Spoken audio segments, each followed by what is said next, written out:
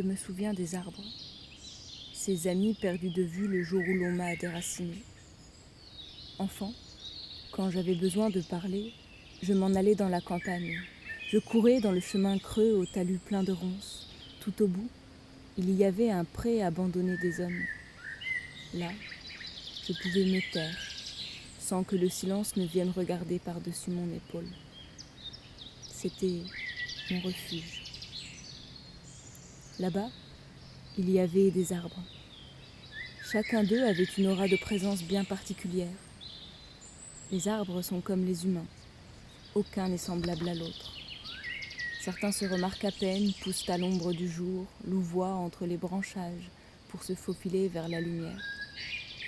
D'autres se dressent, seuls, au milieu de la prairie, comme ce grand sapin qui m'accueillait jadis dans ses bras protecteurs. Il y avait un arbre, un grand bouleau au tronc blanc et délicat. Mon premier amour, mon premier baiser. J'ai passé des heures à arpenter son corps. Un jour, la ville m'a aspiré. La ville, les kilomètres qui s'étirent entre le sang et la sève, les doigts qui s'arrachent à l'écorce et tentent d'en retrouver la douceur dans des caresses de chair.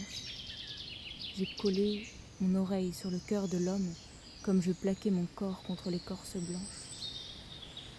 En ville, les arbres sont des reliques qu'on enferme dans des écrins de fer.